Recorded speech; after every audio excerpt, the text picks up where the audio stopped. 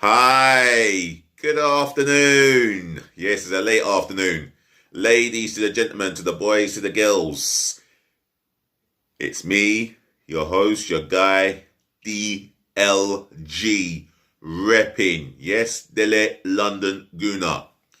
Otherwise, Reppin is spelled Romeo, Echo, Papa, Indigo, November. Excuse me. Always need a Volvic.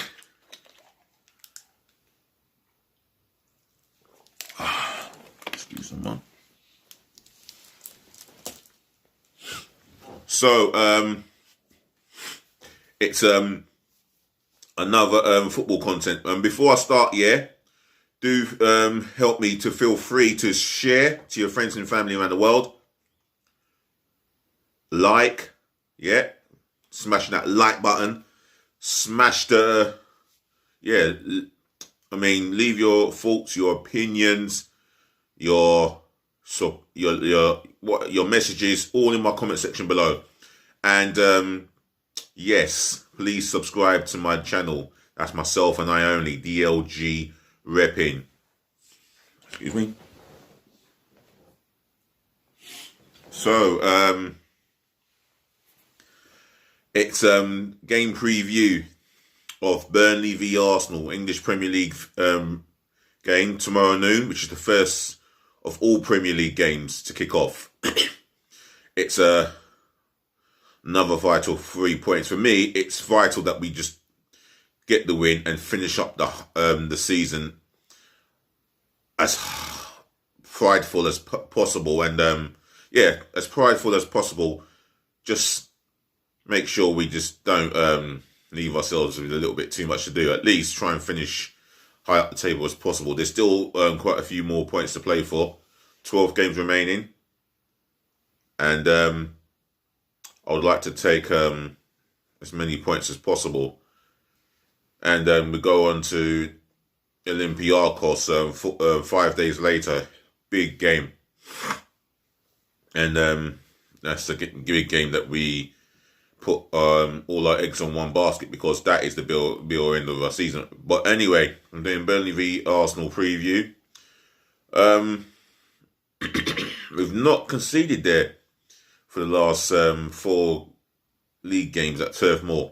And Burnley could aim to do the double over us for the first time since 1962-1963 season. So, wow. It is a big game. It's a big ask.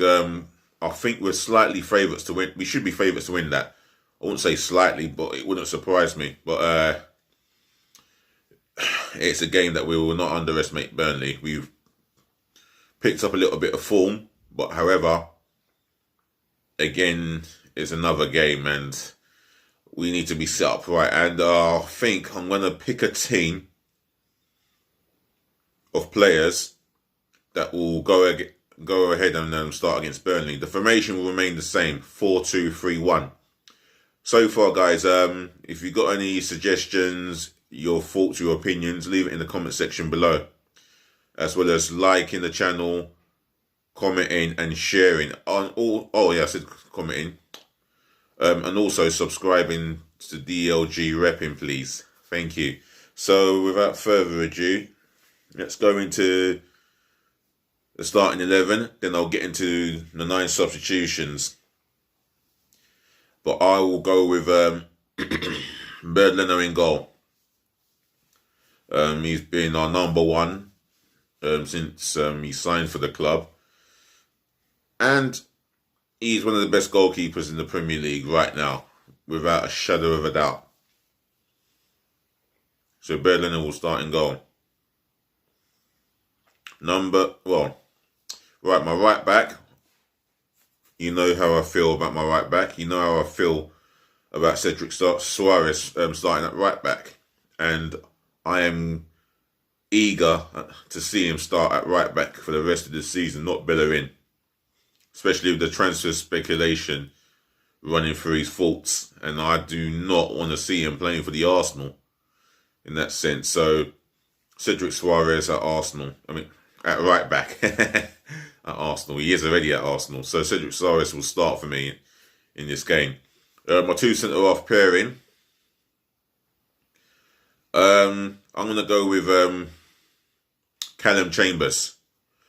He deserves a start in his natural position of birth, really, and that's centre half. I mean, midfield, right back, that could be argued as second, third position, but for me, he starts this game for the simple fact is he's a natural centre half, and every time I've seen him play there, he's done well, all right.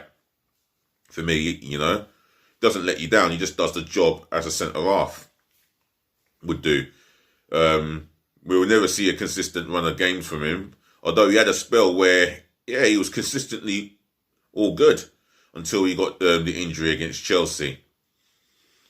He's been tipped to be sold, and if we do sell him, I would like to receive 20% sell-on clause to whoever he goes to in the future. But for me, who knows what the future will hold? Callum Chambers will start this game. Gabriel Magalhaes would be the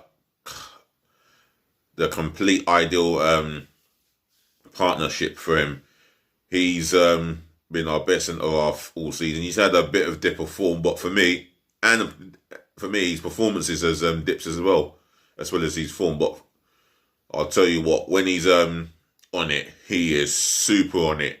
He's been superb since he signed him from Lille, and he justifies the price tag. I think it was up to nearly 30 million we paid for him. 27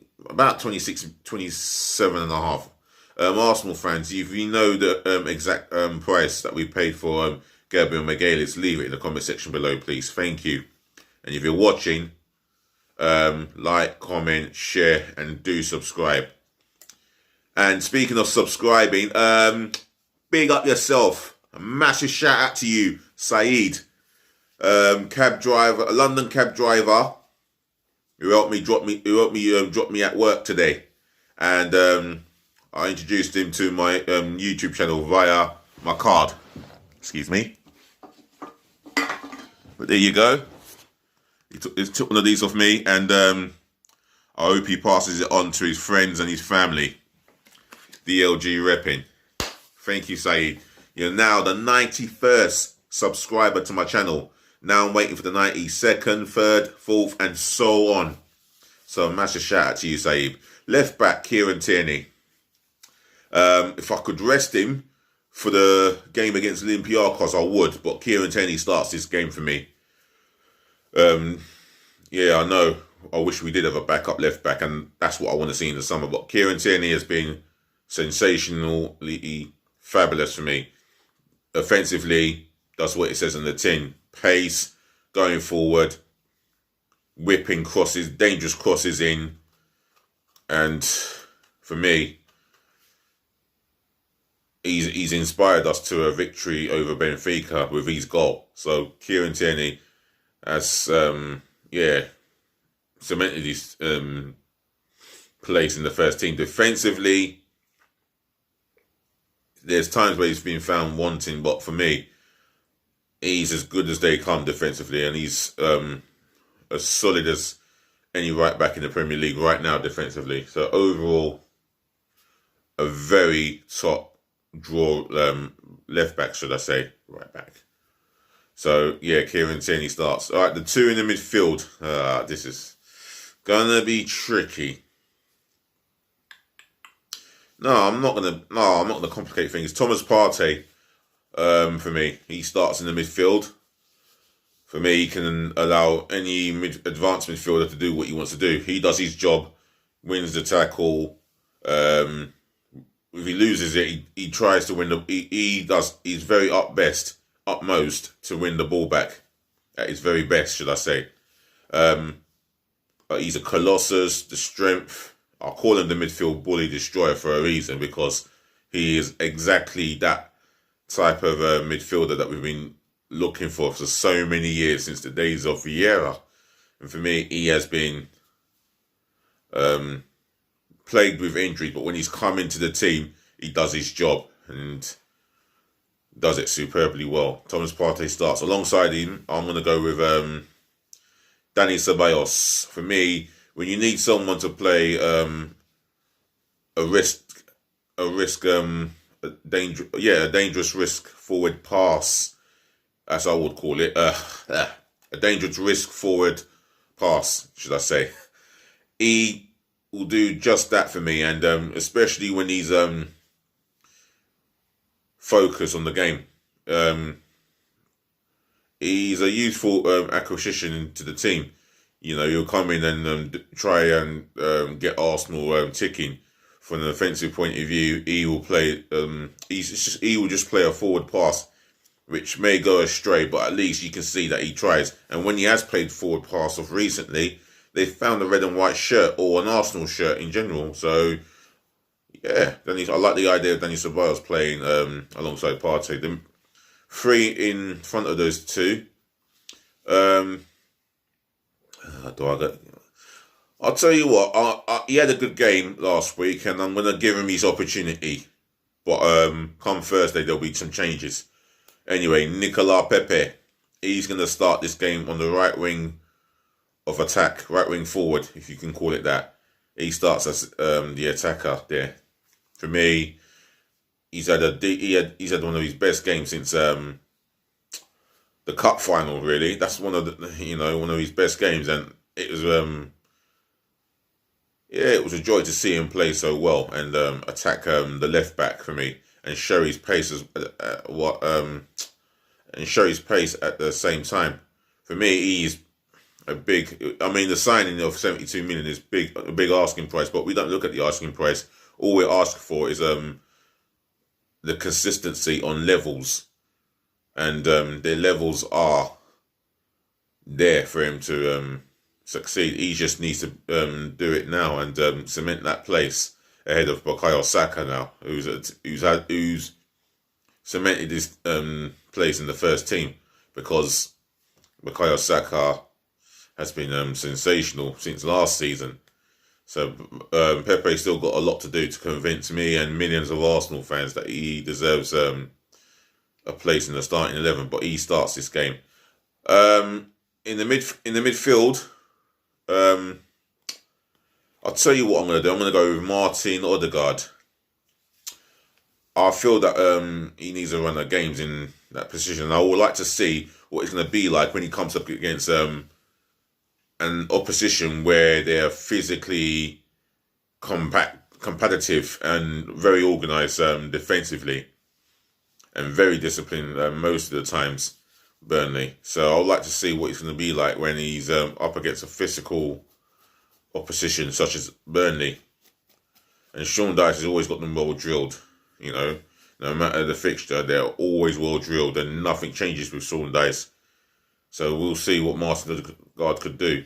On the left-hand side, someone who's physically not scared to get stuck in, Gabriel Martinelli. And for the simple fact is, he's not afraid to get stuck in physically. And not a lot of people realise that Martinelli is quite strong for someone who's only 19 years of age.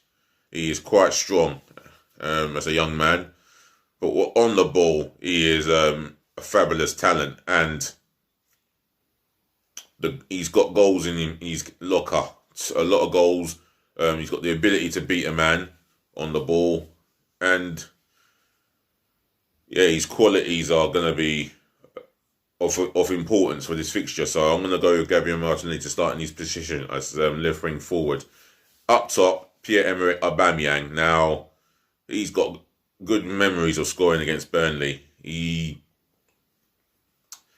confirmed himself as the Golden Boot winner by scoring 2 goals in a Premier League fixture, which was the last game of the season. He scored 2 good goals, and he was confirmed as the Golden Boot winner. For me, while he's got Odegaard playing behind him, for example, he's got a runner. He's got a playmaker who will find that killer pass, and for me, that is Odegaard, and Aubameyang would thrive on that. So Aubameyang up top. Right, the 9 substitutions that I would have on my bench. Matt Ryan, fabulous debut, pushing for a start, and hopefully he's pushing to get a permanent deal with Arsenal and to push Bird Leno all the way. to the maximum. So, but Matt Ryan will start in goal. I mean, start on the bench as that's our goalkeeper. Substitute number 2. Wow, Rob Holding. The likelihood is he may start on Thursday, but I don't think he's good enough to start on Thursday. I think I've always said that Callum Chambers is a better centre half than Rob Holding. But what do I know? With Rob Holding, he has played well in some games, and then there's other games where he's just not been defensively as solid as I would like him to be. Switches off, seems to be wrong side of his opponents, and just he's I don't think he's improving defensively as much. So, I'm not going to use injuries as a smokescreen or an excuse, because a lot of footballers get injured. It's a natural. It's just a natural part of the It's just a natural part of the season, and a part of the So I say, I mean, it's a natural part of their jobs. They will pick up injuries like anyone else, but for me, nah, not for me as a number 1 defender. So I like him. I think he'll do well in the Premier League, but not with us. So Holding on the bench. This is going to be tough. The next substitution, Hector Bellerin. He's done all right this season, I suppose. He's not done too bad, but just a level of inconsistency, especially in his defensive duties, where he's out of position, maybe too far up the pitch. Maybe he seems to switch off quite a lot of the time, and he's always seemed to be caught out in terms of his positioning. So he tends to leave quite a lot of space for his opponent to do what they need to do on the left hand side. So Bellerin on the bench. Substitute number 4. I'm still thinking about this. Substitute number 4. Mohamed El Neni. He's always going to be a squad player at the very best. Not the first team article. Just not the end product for me in the first team setup. But however, he won't moan. He's on the bench. He's got a good attitude, and he does not complain at all. So Mohamed El Neni on the bench. Substitute number 5, Granit Xhaka. Now, he's done well in matches. He's the sort of guy that you would play in this. Some will say he will play in this fixture, because Burnley are quite physical at home. Well, they seem to be very physical at home, and Xhaka is not scared of a tackle. And he's been sent off against these opponents, not once, but twice at home. Yeah, Granit Xhaka seen red at home. However, he's ideal for this fixture, but I feel that we need a little bit of quality if we're going to unlock this Burnley defence. So I've gone for my 2 in the midfield to sit in front of the defence, and I feel that Granit Xhaka will be a sub in that case. Substitute number 6. Who could it be? I'll tell you what, Reece Nelson, substitute number 6. I mean, I don't understand why he's not in the first team setup. I really don't. He's talented enough and will be good enough one day for the Arsenal if he's been given some vote of confidence, and if there's a manager who's prepared to get him out there and get the best out of him. For me, there's a talent. So Reece Nelson, bench. Substitute number 7. David Luiz. Yeah, his experience for me speaks volumes. I still would play him in the holding role as a midfield player, not in the central defence if we're going to play a back 4. He can't be trusted in the middle of the back 4. Just just one mistake after another with David Luiz. As a CDM, that is not an issue at all. He does see a good pass. He does try to drive the team on with his awareness of well, not awareness as defensively, but for me, he's a guy who would be comfortable on the ball, passing it forward as well. So yeah, substitute number 7. Substitute number 8. I'm gonna go with Alexander Lacazette now. He's a guy who could be on his way out in the summer, but that's to be discussed another day. However, what he does is he holds the ball up well and brings his teammates into play. As a striker, his movement is good, but he hasn't been showing it of late. And yeah, the goals have been drying up as well recently. But I'm going to put him on the bench anyway because he's capable of getting a goal in this game. Substitute number 9, Folarin Balogun. And I rate this kid so highly. He is going to be a top star in the future. This kid has got the talent as well as the ability, but potential to become a Premier League star as a goal-scoring striker.